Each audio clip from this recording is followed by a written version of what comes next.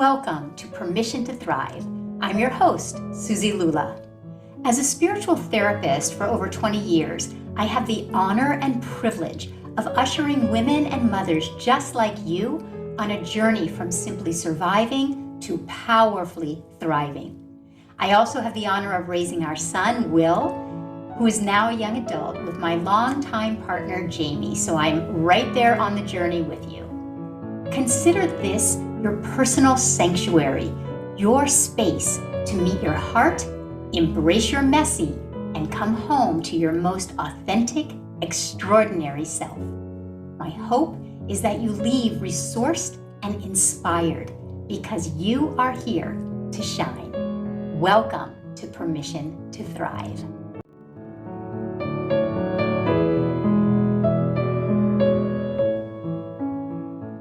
Hi, everyone, and welcome to another episode of Permission to Thrive. In honor of Mental Health Awareness Month, I wanted to dedicate a few episodes to the area of mental health.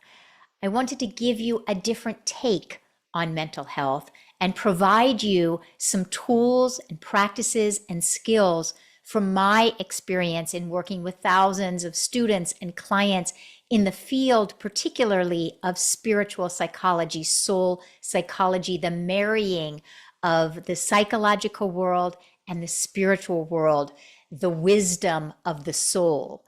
And so, in particular, the wisdom of the soul. So sit back, relax, and receive that which is relevant and speaks to you about your own mental health and/or the mental health of someone that you love.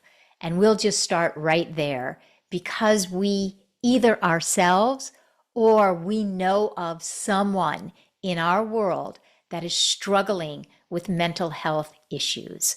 So we first and foremost just either bathe ourselves in a little bit of compassion if you are going through any kind of mental health issues, emotional issues, and certainly if you know someone in your family, friend, coworker, child, someone that you know who is going through any kind of mental health issues or challenges, the first thing we do is bathe ourselves and others in compassion, because certainly mental health issues are rampant in our society, in our culture. There is an epidemic. There is a mental health epidemic, a mental health crisis happening with our kids, but with adults as well. So today's episode starts with compassion. The heart of any mental health issue, challenge starts with deep compassion. So having said that, let's jump into what is mental health. Clearly, as I said, there is a mental health crisis going on right now with adults and our children alike, with teens, with adolescents, starting really young. Children more and more are cutting, anxious, stressed. And so there are many factors, many of which we talk about and are aware of. Our culture is a culture of doing. And when we value our doing and our accomplishments, and we consider ourselves human doings to the detriment of our being, of our soul, of our essence, of our authenticity, this creates anxiety and stress, both for ourselves and for our children. So our culture being a culture that emphasizes and validates the doing to the exclusion of our being. Social media is so externally oriented, and external orientation invites comparison. So from an early age, the younger your children are exposed to social media, the earlier they and we are going to be thrust into a world of comparison. We look at someone, a short glimpse of their life, a 90-second bleep of their life, and we instantly compare our life to their life. It's an unfair and inaccurate comparison, but it invites comparison nevertheless. Comparison invites anxiety, stress, feelings of less than, feelings of self-shame, feelings of self-sabotage. So this is social media induced, technology induced, media in general induced. We know the news is a barrage of negativity that wears on our consciousness. It brings our consciousness from the highest vibration that we could be inhabiting, and it reduces it to a lower vibration where then the stressors of life and the anxiety of life are pressing upon us and are pulling us down, weighting us down, become burdens that are harder and harder to shoulder, to bear. We are a culture of performance and behavior and presentation. Back to social media. We get these glimpses, 90-second glimpses on social media. It's a partial glimpse at best. And if you have the honor and privilege, as I do, to sit with people every day for hours upon end, what you will find is that there is a behind the curtain life of every person that you see on Instagram. Behind the curtains of what someone is presenting in that 90-second glimpse, behind the curtain is pain, anxiety, stressors of life, feelings of inadequacy, feelings of lack, feelings of imposter syndrome, feelings of not enoughness, feelings of shame. Every one of us has a behind the scenes, behind the curtains aspect. And so because we live in a society that is all about presentation, we compare to something that is so inaccurate because we are missing the behind the scenes full view of an individual, of their soul, of their traumas, of their hardships, of their vulnerabilities. And I am privileged to get to sit with people's vulnerabilities and fragilities and the tenderness that comes when you are seeking to cultivate that courage to just get through another day. The reason I say that I'm so privileged is that when you really take the time to speak to individuals and get to peek in behind the curtain of their life, you see that we are all so much more alike than we are different. And we are all moving through anxiety and life stress. And part of the mental health crisis is because we compare and because we don't see the full view of someone's life, we think that we are alone. We think that we are the only ones going through anxiety and stress and these feelings that I've just described. And then our children feel like they are the only ones. They think that they are different. They don't realize that this is part of the human condition. And we are all interdependent and we are all experiencing to differing degrees some of the same things. So we're isolated because of social media. We're isolated in our culture. And when we isolate, shame expands to the degree that we are isolated, to the degree that we think we are the only ones experiencing this. It feeds the sense of shame. It feeds the sense of unworthiness. It feeds the sense of loneliness. And we feel like we are an island and we are disconnected. The other thing about our culture is that our culture so values finance and success, followers, how many followers, how much money you make, what zip code you live in, what car you drive, how many kids you have, what schools they go to, what your partner does for a living. We are so externally oriented and we value money and success. There is nothing wrong with, I love abundance and prosperity and money and success. There's nothing wrong with that. What happens though is when it's to the detriment of our soul, the detriment of our well-being, the detriment of our being, the detriment of our authenticity and our ability to live an authentic life, when it is to that detriment, that is when it causes mental health illness or mental issues, mental health issues, emotional issues, well-being issues.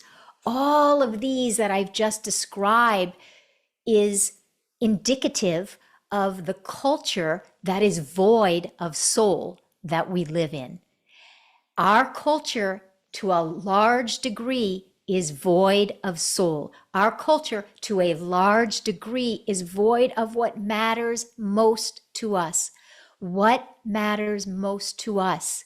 That we know that our lives are important, that we know that we are acceptable, that we are enough exactly the way that we are. It is a need of every one of us, not a desire, not a want, not a luxury. It is a need. Every one of you listening, it is a need of yours to know that you are accepted exactly as you are, that you matter to someone, that someone sees you, that someone hears you, that what you have to share and offer and contribute matters and is of value. And we live in a culture that is largely void of this soul and this connection that feeds us, that keeps us alive. You know, we need our breath and we need our heartbeat to literally keep us alive. And we need to feel seen and know that we are accepted exactly as we are. We need to know that our being is worthy. We are worthy. And when it is to our own detriment, when our culture is void, when our relationships are void of this knowing, this is when we bump up against mental health issues. And so, in the knowing that we are worthy because of who we are, feeds and nourishes our sense of being, and that feeds and nourishes our sense of mental health. The definition of mental health is knowing that we matter, that we feel heard, that we feel seen, that we feel understood, that we feel valued. So the definition of mental health, hear that again, is knowing that we matter, we feel heard, seen, supported, connected. To the degree that you feel seen and heard, accepted, and that you matter, to that degree is the degree that you will feel a sense of mental health and well-being. But to the degree, and especially think of our children, to the degree that our children, adolescents, teens, young adults don't feel that they are seen, that they are heard, that what they have to say matters and is important, that to that degree that they don't feel seen is to the degree that they are going to experience mental illnesses, mental challenges. They need to know that they are acceptable exactly as they are, that they are enough exactly as they are, that we or they don't have to do anything to earn our sense of worth. And again, when you go back to the social media technology and media in general epidemic, that is creating and cultivating an entire generation of both adults and children who are experiencing anxiety and stress 24/7. So, according to the World Health Organization, their definition of mental health is a state of well-being that enables us to cope with the stressors of life, to realize our abilities, to learn well and work well and contribute to our community. So mental health is the state of well-being, and it enables us, this state of well-being enables us to meet the stressors of life. So that says that we are going to experience stress in life. But this social media epidemic is creating excess stress and anxiety on top of life stressors. Someone passes over, our children are going through a hard time in life. It's an additional layer of stress and anxiety, and our nervous system is being taxed 24/7. Mental health is also more than just the absence of mental issues. Mental health is more than just the absence of mental disorders or mental challenges. It is a state of well-being.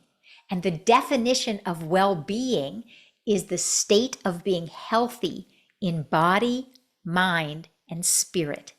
So we've been talking a lot about what contributes to the stress, what contributes to the anxiety and the mental disorders. But now I want to move into what is it that we can do to create an inner state, an inner consciousness of being healthy in body, mind, and spirit. Because when you have health in body, mind, and spirit, you have everything. When you are healthy, when you experience a state of well-being in body, mind, and spirit, you create that inner alignment. And that is the definition of mental health, emotional health, spiritual health, physical health. So how in the world do we go from living in a culture that indoctrinates us into stress and anxiety just by scrolling through social media amongst so much more? How do we move from that state of anxiety and stress into a state of well-being?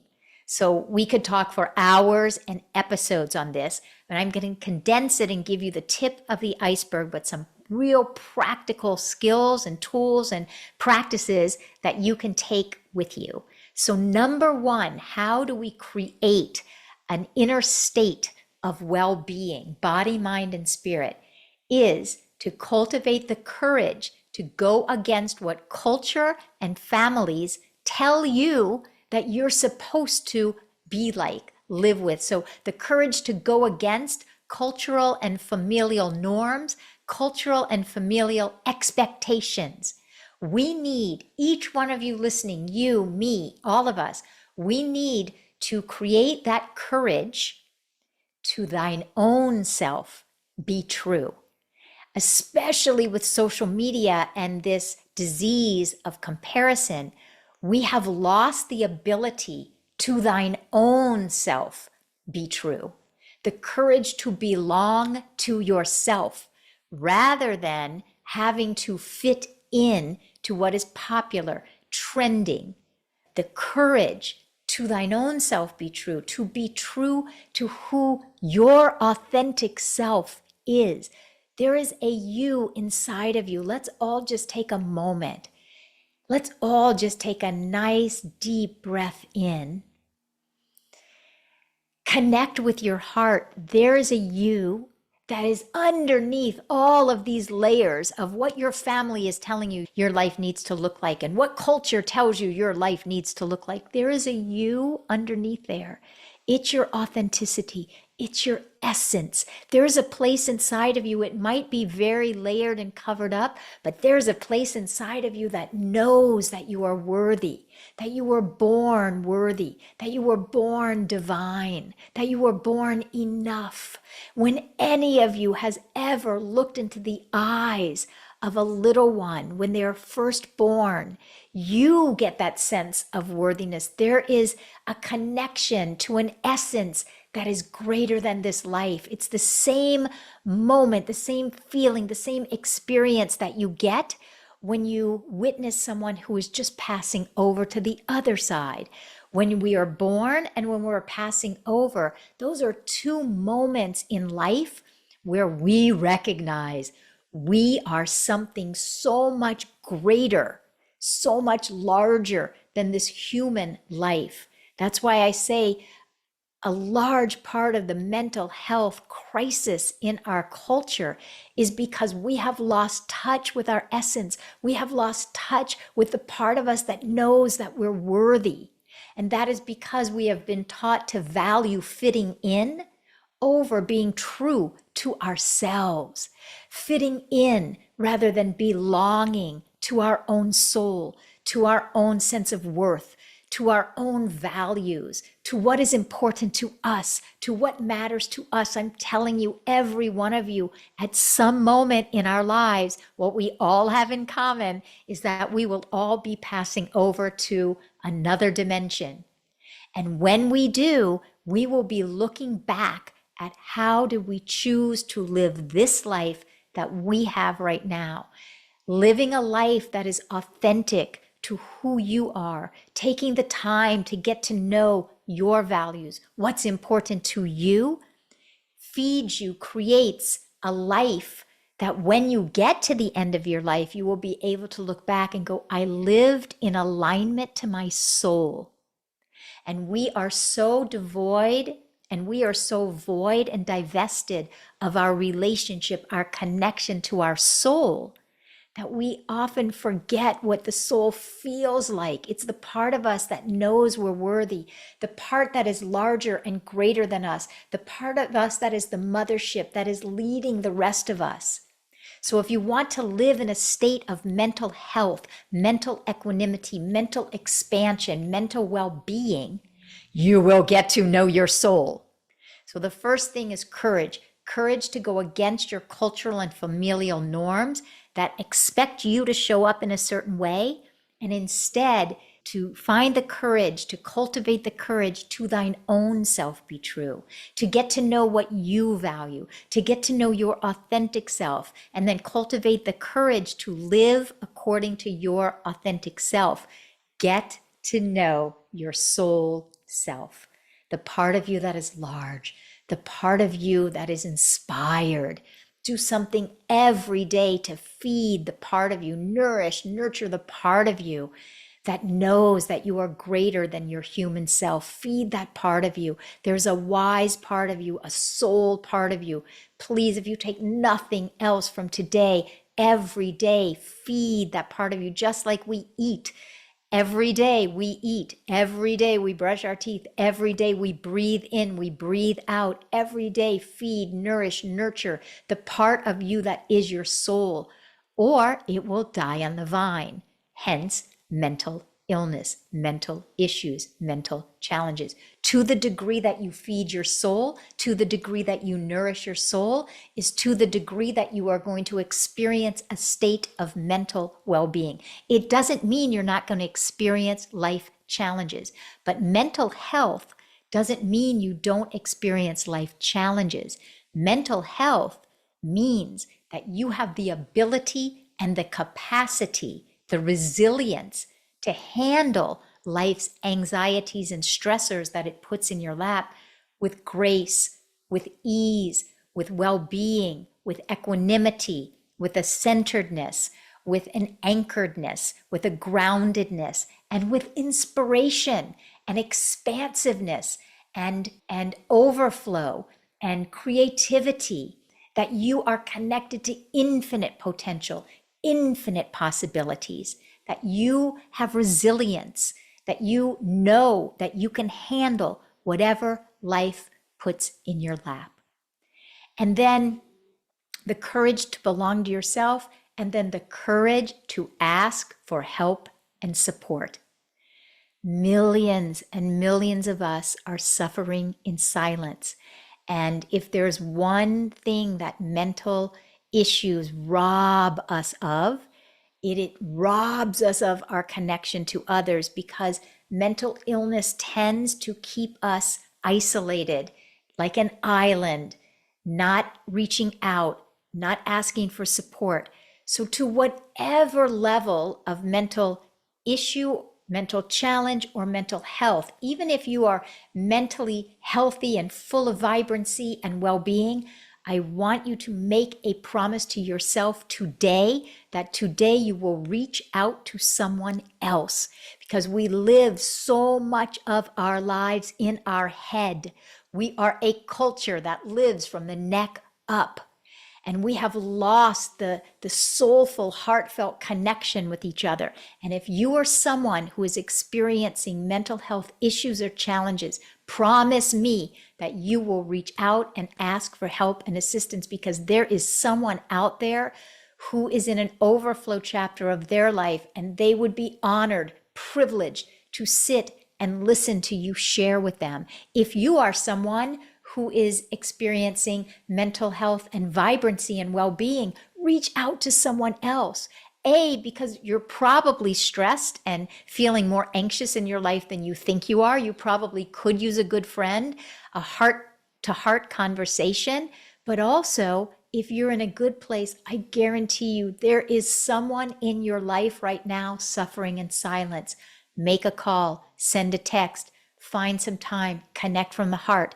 There is someone that will be so grateful that you called, and you will be of service to someone else, or someone else will be of service to you. You cannot give without receiving. You cannot receive without giving. They are one and the same. So please promise me today you will reach out to someone else. Do not suffer in silence. The next thing about cultivating mental vibrancy, emotional well-being, that well-being of body, mind, spirit. The next thing is to cultivate the ability to sit with uncomfortable emotions.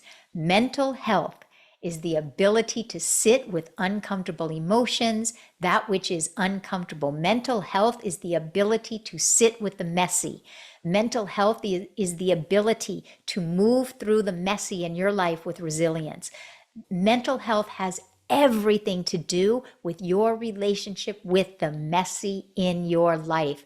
This is the great distinguisher that I am going to share with you today, because we all feel intense emotions at different times in our lives. We all feel intense emotions, but very, very few of us are able to sit with those intense emotions. We all experience messy in our lives. Someone passes on, we get divorced, we go through a separation, our children are hurting, our children are suffering, someone's getting bullied, someone's bullying you. I just talked to a dear, dear girlfriend, one of the most giving individuals that I know. She experienced something coming back at her from someone. It's like we all experience life, and our ability to be able to sit with the messy that life puts in our lap is the very definition of mental health, but very few of us are ever taught how to sit with the messy in life, how to sit with the pain in life, how to sit with the emotional upsets that life brings us. Very, very, very few of us are schooled, educated, learned this way. Our culture is a culture, as we've been sharing today, it's a culture of all is well. And we don't know how to deal with the shadow side that every single one of us experiences. I have a shadow side. I experience my shadow side. You have a shadow side. You will experience it in some way, shape, or form.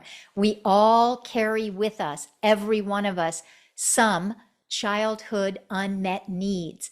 Every one of us, to differing degrees, are carrying around some level of unprocessed trauma from the past. Could be big T, could be small t, but we are all unified in that we all have experienced unmet needs, challenges, traumas that we, to differing degrees, are experiencing still in our life today. And yet, our culture doesn't teach us how to sit with that messy, how to process our own pain. This is why, at the heart of all of my teachings, if you could bring the heart of my teachings into one sentence, it would be, I teach you how to sit with the messy in your life, how to be with the shadow, how to be with the intense emotions.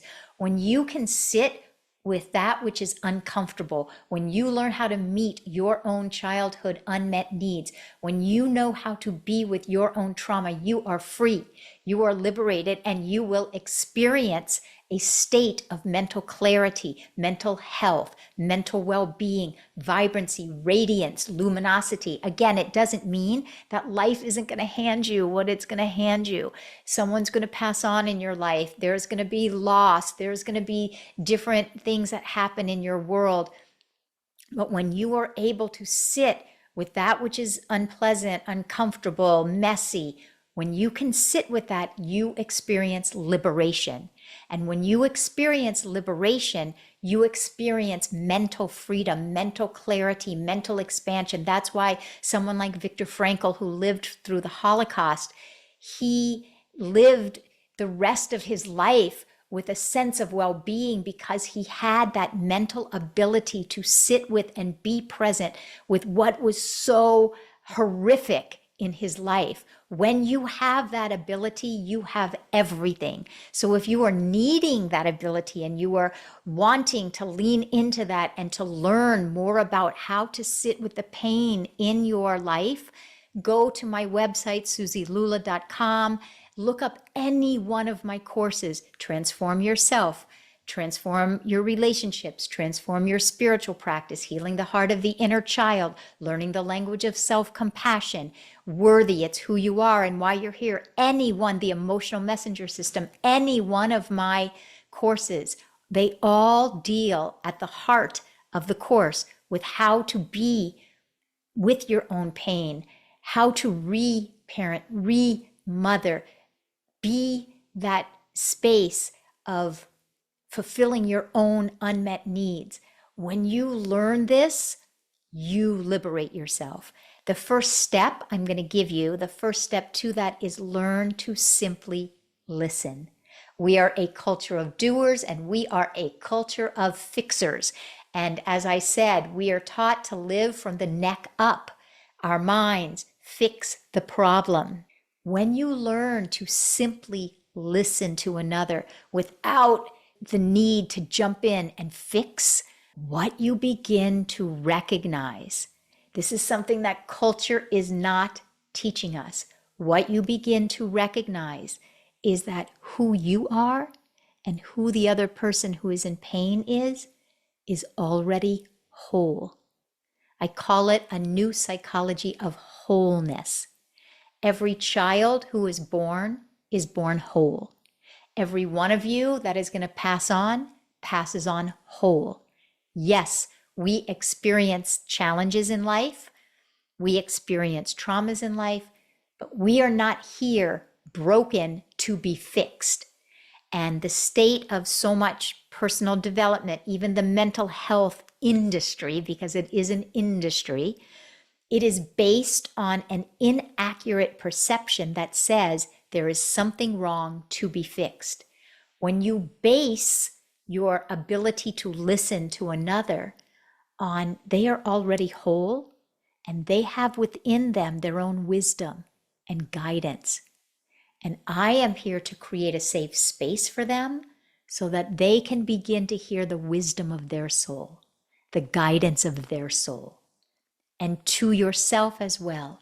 I am here to listen to myself with such acceptance, with such patience, with such equanimity, with such love and compassion that I begin to hear the quiet language of my soul, the quiet language of my wisdom, the quiet language of my guidance.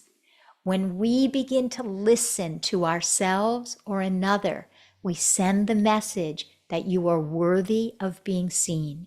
You are worthy of being heard. You are worthy. When you model this for yourself, for a girlfriend, for your children, when you model simply listening, and meanwhile, internally, your mantra to yourself or them is, I have everything inside of me to connect with my own wisdom. I have everything inside of me. They have everything inside of them to connect to their own guidance. I am here to create a safe space of acceptance, compassion, love. I am here to be out of the way so that the quiet voice of the wisdom, the quiet voice of the soul can have such a pristine atmosphere and environment that it will rise up and speak to you. There is a George Washington Carver quote that I love. It says, when you love something enough, it will reveal all of its secrets to you. When you are quiet enough and simply listen to yourself or another individual, all of your wisdom will come bubbling up to the surface of your awareness, and you will feel guided. You will be directed. You will come into mental, emotional, physical, and spiritual clarity and alignment. So you are here to model simply listening to yourself and to others around you. When you learn to simply listen to yourself, Simply listen to your children. We and they will internalize and embody this way of life. We will learn to internalize, I am worthy of being seen and heard. I am worthy. Your children, when you model this to them, they will internalize, oh, I must be worthy because my mom, my parent, is giving me the space to feel seen, to feel heard, to be fully self-expressed. This is one of the greatest gifts we can give to others while we are on planet Earth. You just think about anyone who is a trusted friend, a trusted therapist, a trusted coach, someone that's trusted in your life. Chances are they're trusted because they fully accept you just as they are. They don't try to tell you what to do. They don't try to fix you. They see that you have everything in you and you do get to your own answers when you're in their presence. What a great gift to yourself and gift to your children. And then lastly, I'm going to say it again. I know I've already said it, but lastly today, if you want to cultivate mental health, mental vibrancy, a life that is rich and wealthy from the inside out, reach out to someone today and every day.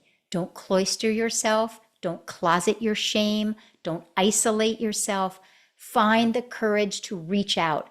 Text, email, call someone in your world, no matter what your level of mental health or mental pain, emotional health or emotional pain. Please do not suffer in silence. The greatest gift you can give yourself is to reach out, and the greatest privilege you can give another being on earth is to get the privilege of listening to you. I promise you, you think you're a burden, you think you're a bother, you think you're asking something of someone else. But when I get the privilege and the honor of someone telling me what is happening behind the curtains of their life that other people don't see or get to know, I have such deep compassion. I feel so connected. I feel so grateful that that other person entrusts me with their most vulnerable places. So please, if you have zero other takeaways from today, please take away, reach out, do not suffer in silence. So this was just a tip of the iceberg today. I will have more episodes on mental health and how to cultivate it, but I hope that you had many takeaways. I'm going to just review a couple of them quickly, just to summarize. Culture is a petri dish for anxiety and stress. Cultivate the courage to distance yourself from that noise. Turn it off. Inoculate yourself. And inoculate yourself with like-minded, like-hearted energy. Keep light-hearted energy around you. Regulate your social media, your technology, your news. Be proactive about what you choose to ingest, including other people's judgments of you. Inoculate yourself. Put yourself in a bubble. Do not just ingest negativity. Be proactive about what you are going to allow into your mental state of consciousness. Your mental state is your everything. If we don't have our mental health, we have nothing. So be proactive. Regulate what you ingest. Just like you regulate the food you ingest, regulate the energy and the vibration of that energy. Create an inner practice of learning to sit with your own uncomfortable emotions so that you create the resilience to know that you can go through anything. Take some of my classes, educate yourself, and then lastly, reach out, reach out, reach out. Please reach out to someone today. Email me, DM me, text me. Let me know that you actually reached out to someone and let me know what happened. I have so much love for you all. I'm so grateful for your loyalty in listening. I hope that this has nourished you. This is a big crisis in our culture, and one by one, one consciousness at a time, we literally will change the consciousness of someone who is suffering around us. Please, if you had any takeaways today, share this episode with a friend. We don't often know what is going on behind the scenes of another. They can be smiling. They can be posting on social media. They can have a 4.0 GPA. They can have it all. I have so many clients who have Grammys and Academy Awards and high-level executives, and you think they have it all. All of us are suffering in some ways at some times. So reach out, please share this with someone who you think could use it. And if you have had takeaways, please subscribe and leave a review. It would really help more than you recognize to get this word out so that we can have a planet full of individuals living with mental health, well-being, and vibrancy. And most of all, give yourself permission to thrive this week. So much love, everyone. May you all experience mental health this week until we come back again next week. Much love.